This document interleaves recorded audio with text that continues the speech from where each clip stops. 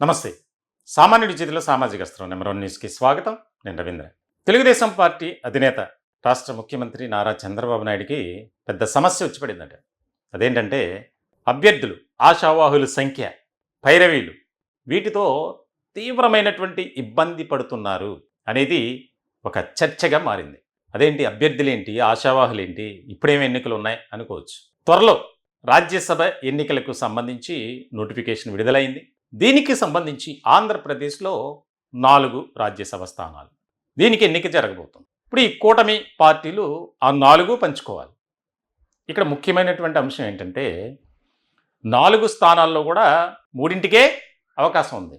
ఎందుకంటే ఒక స్థానం సానా సతీష్ రాజ్యసభ సభ్యుడిగా ఆయన కొద్ది కాలం క్రితమే ప్రమాణ స్వీకారం చేశారు. ఆయన కొనసాగింపు అయితే తెలుగుదేశం పార్టీ తరఫున జరగబోతుంది. ఇలాంటి సందర్భంలో ఇంకా ఉన్నటువంటి 3 స్థానాలు. ఇప్పుడు 3 స్థానాలకు అభ్యర్థుల ఎంపిక. ఈ మూడిట్లో కూడా ఒకటి బీజేపీ, ఒకటి జనసేన. ఉన్న స్థానం ఒకటే తెలుగుదేశం పార్టీ. ఈ తెలుగుదేశం పార్టీకి ఒక్క స్థానం కోసం దాదాపుగా 10 మంది ఆశావాహులు. చాలా కీలకమైనటువంటి అంశం ఇది. పెద్దల సభే కానీ చాలా విపరీతమైనటువంటి పోటీ. యువ నాయకులు కూడా పోటీ పడుతున్నారు. దీనికి సంబంధించి ఎంపిక ప్రక్రియ కోసం చంద్రబాబు నాయుడు నివేదికలు తెప్పించుకుంటున్నారట. ఆయనకు స్వయంగా ఒక లెక్క ఉంటుంది.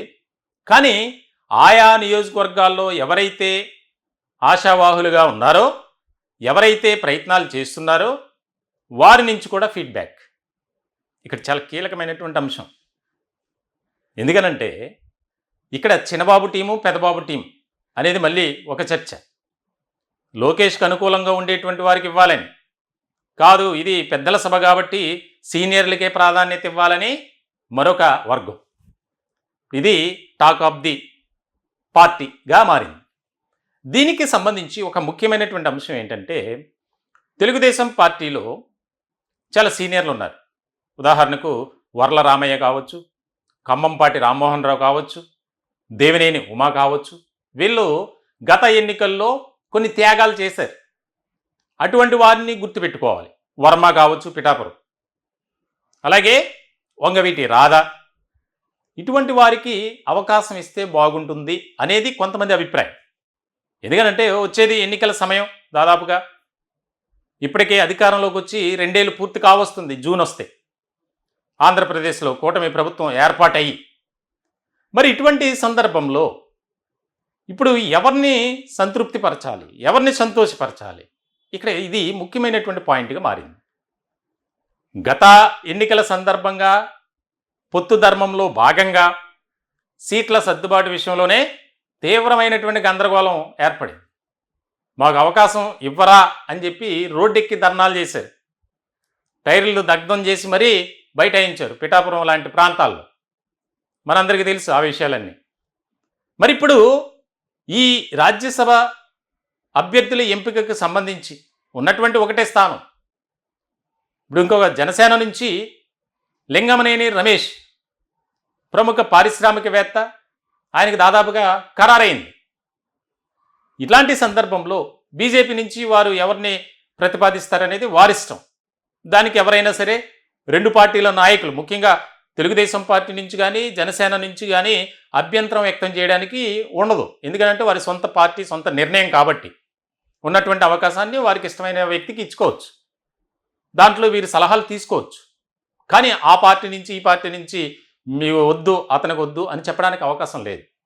సో ఇట్లాంటి సందర్భంలో లింగమనేని రమేష్ ఆయన ఏ రకమైనటువంటి సాన్నిహిత్య సంబంధాలు కలిగి ఉన్నారు తెలుగుదేశం పార్టీ అలాగే జనసేన నుంచి. 2 పార్టీలకు ఆయన మంచి విధేయుడిగా ఉన్నారు. పార్టీ కష్టకాలంలో ఉన్నప్పుడు బ్యాక్ ఎండ్ సపోర్ట్ చేసినటువంటి వ్యక్తి లింగమనేని తెలుగుదేశం పార్టీకి. చంద్రబాబు నాయుడుకు అత్యంత సన్నిహితుడు, అలాగే పవన్ కళ్యాణ్కి కూడా చాలా దగ్గరగా ఉండేటువంటి వ్యక్తి. సో ఇక్కడ ఇబ్బంది లేదు. మరి మిగిలినటువంటి ఒకటే స్థానం, అది కూడా తెలుగుదేశం పార్టీ నుంచి చింతకాయల అయ్యన్న పాత్రుడు కుమారుడు, ఆయన కూడా ఈ యొక్క ఆశావాహుల సంఖ్యలో జాబితాలో ఉన్నారు. అలాగే ఎవరైతే ఖమ్మంపాటి రామ్మోహన్ రావు కానీ అలాగే అలాగే వర్ల రామయ్య ఇటువంటి వారంతా సీనియర్లు పార్టీని అంటుపెట్టుకొని వారు పార్టీ కోసమే పనిచేస్తున్నారు. ఇంకొక ముఖ్యమైనటువంటి అంశం ఏంటంటే గల్లా జయదేవ్ ఆయన కూడా ఇప్పుడు రాజ్యసభ కోసం విశ్వ ప్రయత్నాలు చేస్తున్నట్లు తెలుస్తుంది. గుంటూరు నుంచి గతంలో ఎంపీగా వ్యవహరించినటువంటి ఆయన ప్రత్యక్ష రాజకీయాలకు నేను దూరంగా ఉండబోతున్నాను కానీ పార్టీలో ఉంటాను అని ఒక ప్రకటన చేశారు. కానీ ఇప్పుడు ఆయనకు రాజ్యసభపై ఆయన కన్ను పడిందట. దీనికి సంబంధించి పార్టీలో జరుగుతున్నటువంటి చర్చ ఇది. అంటే అందరూ కూడా హేమాహేమీలే, బడా పారిశ్రామికవేత్తలే, వారి కుటుంబాలు కానీ వారి వ్యక్తిగతంగా కానీ ఇవన్నీ కూడా ముఖ్యమైనటువంటి అంశంగా మారింది. అందులోనూ పార్టీకి దగ్గరగా ఉన్నటువంటి వ్యక్తులు, పార్టీ అధినేత చంద్రబాబు నాయుడు సొంత సామాజిక వర్గంలో ఉన్నటువంటి వ్యక్తులు వీరంతా, ఇంకా ఎస్సీ ఎస్టీ బీసీ మైనారిటీ వర్గాల నుంచి కూడా చాలామంది ఉన్నారు. మరి ఎవరికి అవకాశం ఇస్తారు? అదృష్టం ఎవరిని వరిస్తుంది? ఎవరికి ఈ యొక్క రాజ్యసభ అవకాశం దక్కుతుంది అనేది ఇప్పటికే దాదాపుగా ఒక ప్రక్రియ అయితే దానికి సంబంధించి ఆయన డేటా తెప్పించుకున్నారు, నివేదిక. ఎందుకంటే ఇక్కడ ఎవరిని కూడా ఇబ్బంది పెట్టకూడదు, బాధ పెట్టకూడదు. సో ఇటువంటి సందర్భంలో అన్ని వర్గాలు, అన్ని సామాజిక వర్గాలు ముఖ్యమైనటువంటి పాయింట్ ఇక్కడ. సో ఇలాంటి సందర్భంలో అధినేత నారా చంద్రబాబు నాయుడు ఏ రకమైనటువంటి నిర్ణయం తీసుకుంటారు అనేది ఇక్కడ చాలా ముఖ్యమైనటువంటి అంశం. కానీ ఎవరికి వారే వారి వారి స్థాయిల్లో విశ్వ ప్రయత్నాలు చేస్తున్నారు. కొంతమంది అయితే సానా సతీష్ను కూడా తప్పిస్తారని, దానికి సంబంధించి వేరే వారికి అవకాశం ఇస్తారని సీనియర్లకు. ఇందులో ఒక ముఖ్యమైనటువంటి అంశం లోకేష్ వర్గీయులు కూడా ఉన్నారు. ఉదాహరణకు కిలారు రాజేష్, ఆయన విశ్వ ప్రయత్నాలు చేస్తున్నారు. ఎందుకంటే పార్టీ కష్టకాలంలో ఆయన చాలా ధైర్యంగా ముందుకు వెళ్ళినటువంటి వ్యక్తి, లోకేష్తో నడిచినటువంటి వ్యక్తి, ఆయనకు కావలసినటువంటి వాటిని అన్నిటినీ దగ్గరుండి చూసుకున్నటువంటి వ్యక్తి కిలారు రాజేష్. మరి ఇటువంటి సందర్భంలో ఎవరికి అవకాశం ఇస్తారు? ఇక్కడ కాపు సామాజిక వర్గానికి వచ్చేసరికి వంగవీటి రాధాబాబు, ఆయనకు రాజ్యసభ ఇవ్వాల్సిందే అని ఎప్పటి నుంచో చర్చ జరుగుతున్నటువంటి తరుణంలో సోషల్ మీడియా వేదికగా రాధాబాబుకు రాజ్యసభ కన్ఫర్మ్ ఇవ్వబోతున్నారు, రాజ్యసభ సభ్యుడిగా మా రాధాబాబు అని ప్రచారం వైరల్ అయిపోయింది.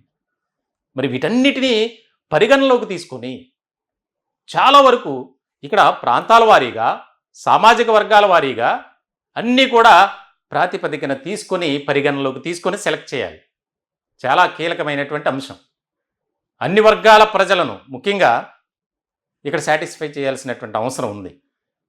ఇప్పటికే కాపు సామాజిక వర్గానికి సంబంధించి తెలుగుదేశం పార్టీలో సరైనటువంటి ప్రాధాన్యత లేదు, గుర్తింపు లేదు అనే ఒక చర్చ నడుస్తున్నటువంటి, అసంతృప్తి వ్యక్తమవుతున్నటువంటి తరుణంలో మరి ఈ అంశాన్ని ఏ విధంగా తీసుకుంటారు? ఉన్నటువంటి నామినేటెడ్ పోస్టుల అవి కూడా అయిపోయినాయి, దాదాపుగా 80% ఫుల్ఫిల్ చేశారు. మిగిలిన కొన్ని ఉన్నాయి. ప్రాధాన్యత కలిగినటువంటి నామినేటెడ్ పోస్టులన్నీ దాదాపుగా అయిపోయినట్టే. మరి వీరిని ఎలా సాటిస్ఫై చేస్తారనేది కీలకమైనటువంటి అంశం. మొత్తానికైతే ఇప్పటికీ కూడా ఎవరికి వారే విశ్వ ప్రయత్నాలు చేస్తున్నారు. ముఖ్యంగా చంద్రబాబు నాయుడుతో చాలా దగ్గరగా ఉండేటువంటి వ్యక్తులు ఉన్నారు ఇందులో. ఖమ్మంపాటి రామ్మోహన్ రావు కావచ్చు, దేవినేని ఉమా కావచ్చు, వర్ల రామయ్య కావచ్చు, గల్లా జయదేవ్ కావచ్చు, ఇట్లా చెప్పుకుంటూ పోతే ఈ జాబితా 10, 11, 12 అలా చేరుతూనే ఉంది. మరి ఏ రకమైనటువంటి నిర్ణయం తీసుకుంటారు అనేది చాలా కీలకమైనటువంటి అంశం.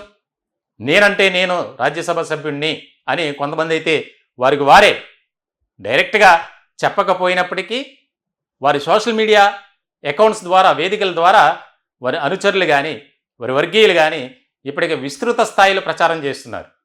మరి వీటన్నిటినీ ఏ రకంగా ఆయన డీల్ చేస్తారనేది చాలా ముఖ్యమైనటువంటి అంశం. మరికొద్ది రోజుల్లోనే ఈ యొక్క ఉత్కంఠకైతే తెరపడే అవకాశాలు ఎక్కువగా కనిపిస్తున్నాయి. ఈ టాపిక్పై మీ విలువైనటువంటి అభిప్రాయాలు కామెంట్ రూపంలో తెలియజేయండి. దయచేసి మా ఛానల్ని సబ్స్క్రైబ్ చేసుకోండి. Thank you.